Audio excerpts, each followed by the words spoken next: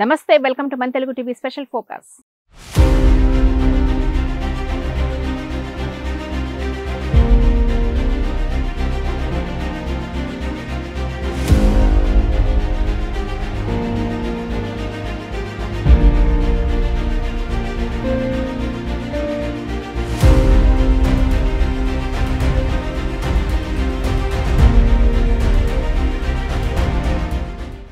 కర్నూలు జిల్లాలో సీజనల్ వ్యాధులతో పాటు అతిసార వ్యాధి విజృంభిస్తుంది.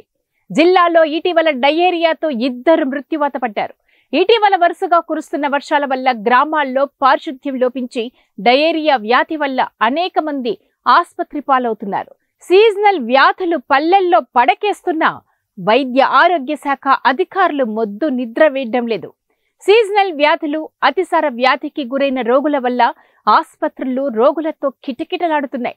ఇటీవల జూపాడు బంగ్లా, మంత్రాలయం నియోజకవర్గం పరిధిలోని సుంకేశ్వరి గ్రామాలలో అతిసార వ్యాధికి 40 మంది అస్వస్థకు గురి కావడమే కాదు, 2 మృత్యువాత పడ్డారు.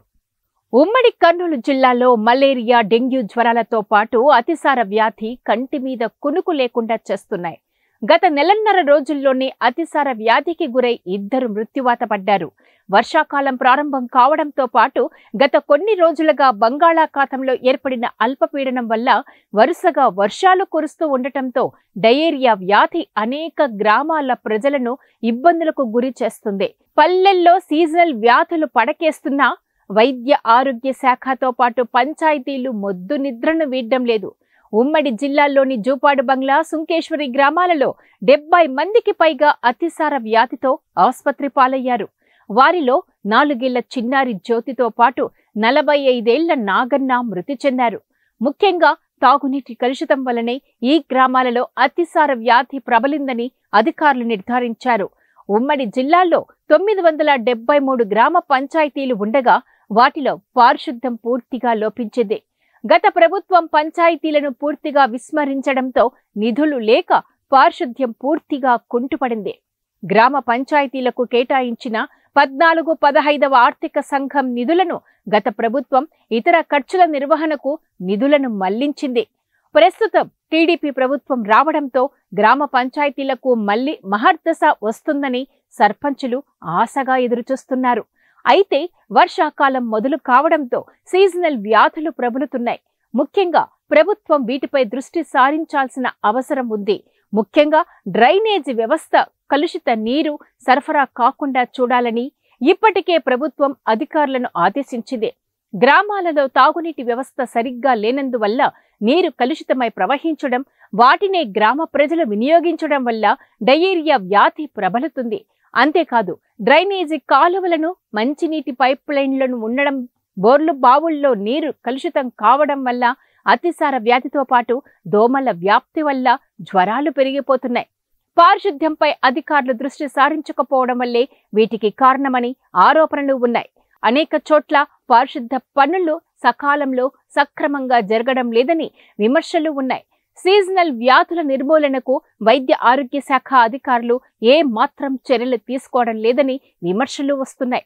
ఇండ్ల పరిసర ప్రాంతాల్లో, మురికి కుంటల్లో, బావుల్లో, చెరువుల్లో, బోర్ల వద్ద దోమల లార్వా పెరగనీయకుండా గంబూషియా చేపలను వినియోగిస్తారు. అయితే అధికారులు వాటిపై ఏ మాత్రం దృష్టి సారించడం లేదు. వాటితో పాటు ఇండ్ల పరిసరాల్లో నీటి నిల్వలు లేకుండా శుభ్రం చేసుకునే విధంగా ప్రజలకు అవగాహన కల్పించాల్సిందే. అంతేకాదు, పాఠశాలలు, అంగన్వాడీ కేంద్రాలు, ప్రభుత్వ కార్యాలయాల వల్ల పరిసర ప్రాంతాల్లో సోడియం హైపోక్లోరైడ్ ద్రావణాన్ని రెగ్యులర్గా పిచికారీ చేయించాల్సిన అవసరముంది. రహదారులపై వర్షపు నీరు, మురికి నీరు నిల్వ లేకుండా వాటిని కాలువల్లో ప్రవహించేలా చూడాల్సిన అవసరమూ అధికారులకు ఎంతైనా ఉంది. వీధుల్లో, ఇళ్ల పరిసర ప్రాంతాల్లో మొక్కలను తొలగించి దోమల వ్యాప్తిని అదుపు చేయాల్సిన అవసరం ఎంతైనా ఉంది. ముఖ్యంగా పారిశుద్ధ్యంపై ప్రచారం నిర్వహిస్తూ ప్రజలకు అవగాహన కల్పించాలి. కానీ అలాంటి ఊసే కానరావడం లేదు. ఇప్పటికైనా పంచాయతీ అధికారులతో పాటు వైద్య ఆరోగ్య శాఖ అధికారులు పారిశుద్ధ్యంపై దృష్టి సాధించడమే కాదు, దోమల వ్యాప్తిని అరికట్టి శుద్ధ నీటిని అందించి ప్రజలు సీజనల్ వ్యాధులకు గురి కాకుండా అదుపు చేయాలని కోరుతున్నారు ప్రజలు. మేము అడ్వైజ్ ఇచ్చాము. అందరికి కూడా మేము ప్రతి జూమ్ మీటింగ్లో చెప్పడం జరిగింది. ఎందుకంటే ఈ దోమలను కంట్రోల్ చేయడానికి ఈ లార్వాలు వాటర్లో ఫ్రెష్ వాటర్లు పెరిగే లార్వా అయితేనేమి, ఇంకోటి అయితేనేమి, ఈ నీళ్లు ఇవన్నీ లేకుండా, తర్వాత చాలా చోట్ల ఈ మురికి కాలువలు ఎక్కువ ఉంటాయి. ఈ మురికి కాలువలు కూడా ఉండడం వలన దోమలు ఎక్కువ చేరుతూ ఉంటాయి. ఈ డెంగ్యూ వచ్చేసి ఫ్రెష్ వాటర్లో ఉంటుందండి. డెంగ్యూ ఫ్రెష్ వాటర్లో ఉంటుంది. ఆ ఫ్రెష్ వాటర్లో పెరిగి అది డెంగ్యూ వచ్చిందంటే మాత్రం ట్రీట్మెంట్ అనేది ఎగ్జాక్ట్గా ఏం లేదు. మనం సిమ్టమాటిక్ ట్రీట్మెంట్ ఇవ్వాలంటే కొంచెం జనరల్ కండిషన్ ఇంప్రూవ్ చేసుకోవాలి. ఈ డెంగ్యూ మెయిన్గా రక్త కణాల మీద పనిచేస్తుంది. ఈ ప్లేట్లెట్స్ అంటారు వాటిని. ఈ ప్లేట్లెట్స్ తగ్గిపోవడం జరుగుతూ ఉంది. దీనివల్ల చాలా ఇబ్బందులకు గురవుతున్నారు. మెయిన్గా చిల్డ్రన్స్లో ఎక్కువ ఈ డెంగ్యూ ఫీవర్లు వస్తూ ఉంటాయండి.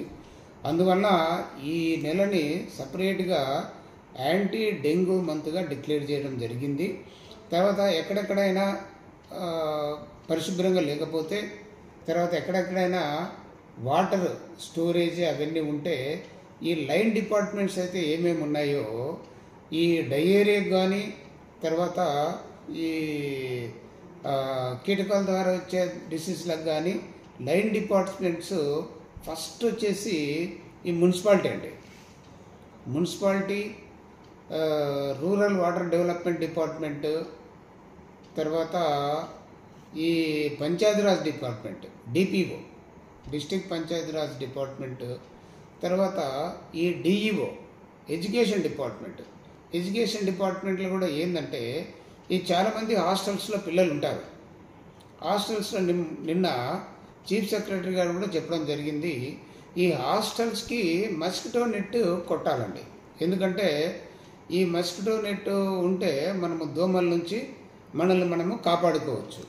అందువల్ల ఈ హాస్టల్స్ విజిట్ చేసి ఈ సోషల్ వెల్ఫేర్ డిపార్ట్మెంట్ వాళ్ళు అక్కడ ఆ చుట్టుపక్కల పరిశుభ్రంగా పెట్టుకోవడము, తర్వాత ఈ కిటికీలకు కట్టన్లు కట్టి ఇది దోమతెరలు వేసి మస్కిటో నెట్స్ వేసి అక్కడ వాళ్ళకు దోమలు కుట్టకుండా తగిన జాగ్రత్తలు తీసుకోవాలి.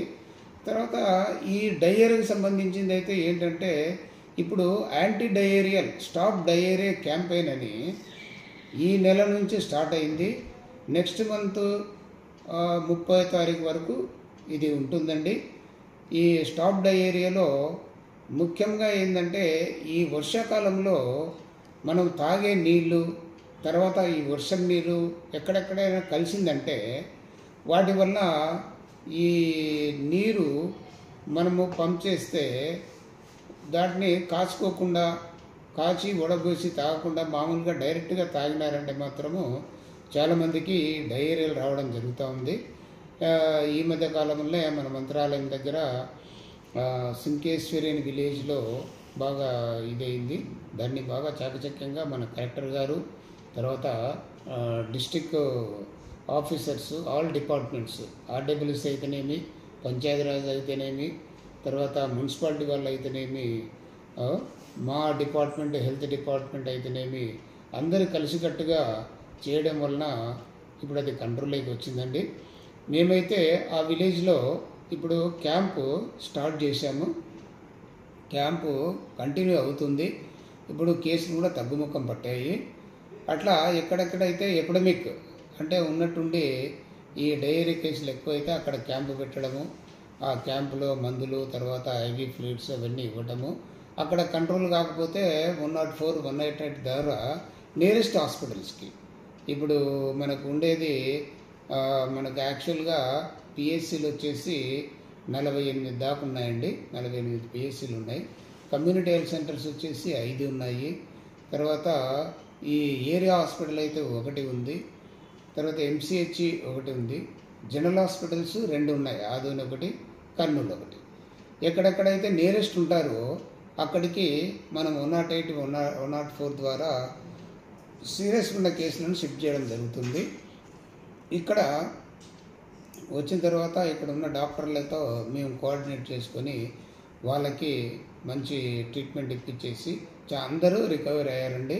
ఇక్కడ చేరిన ప్రతి ఒక్కరు కూడా రికవర్ అయ్యారు. ఈరోజే నేను వెళ్ళి చూసి రావడం కూడా జరిగింది. ఆ విధంగా ఈ సీజనల్ డిసీజెస్ అన్నీ కంట్రోల్ చేయడము జరుగుతూ ఉంది.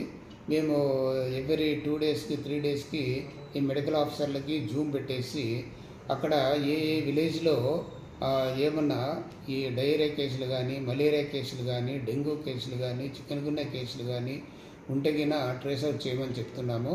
అలాగే ఫీవర్, మలేరియా అంటే ఫీవర్, ఈ ఫీవర్ వచ్చిన కేసులకన్నిటికీ స్మియర్స్ తీయడము.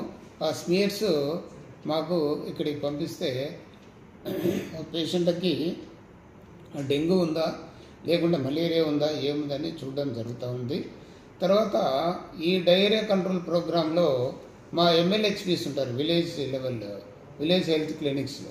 ఈ MLHPs ఫ్రీక్వెంట్గా వారానికి 2 సార్లు ఈ వాటర్ శాంపుల్స్ పంపిస్తూ ఉంటారు.